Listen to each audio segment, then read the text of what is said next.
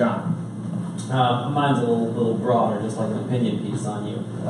But as far as like the internet from a consumer standpoint, not just a business one, do you see it as something that would be better served as a public works thing, like a utility, like the water system? We pay the city for our water.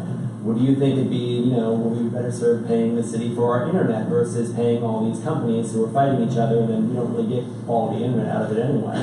What are your thoughts on that? Absolutely. So right now we're in an interesting point. We have a fiber feasibility report, which I tried to champion through this last capital improvement project, which is going to lay out the options for how the city moves forward. Right now, our fiber net is a municipal broadband utility.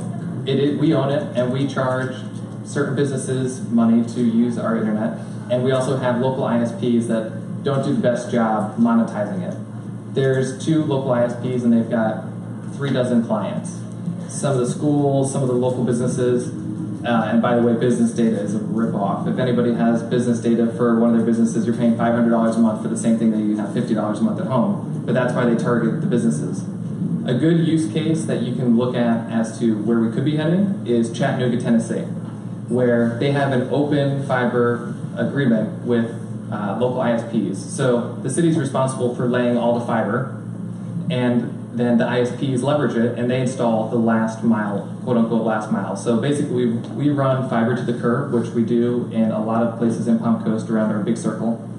We run it into the neighborhoods, and then from the neighborhoods, they just splice it off the street right into the house. In Chattanooga, so pop quiz, how many ISP choices do you guys have in Palm Coast? 2, 3. Yeah, duopoly. Yeah, triopoly. Yep, that's all we got. Chattanooga, Tennessee, 3 dozen. So the way to better serve people is through competition. And that was a real issue with this whole net neutrality thing.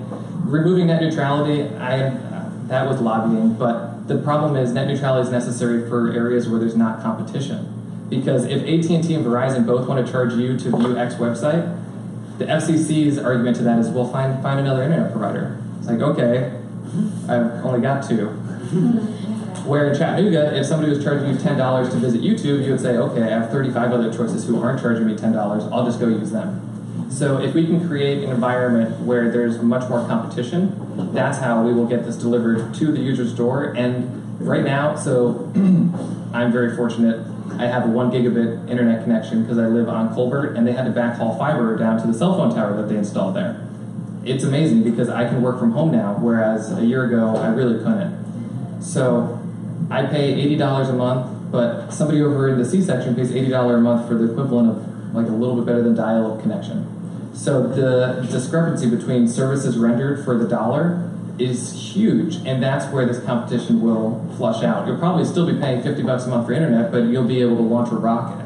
And that's where I would like to see this city go, is that we have a ton of competition. Whether or not we move to the model where it's the city who's charging you for the internet is one thing. I believe that if we raise city revenue without raising taxes, that's a good thing.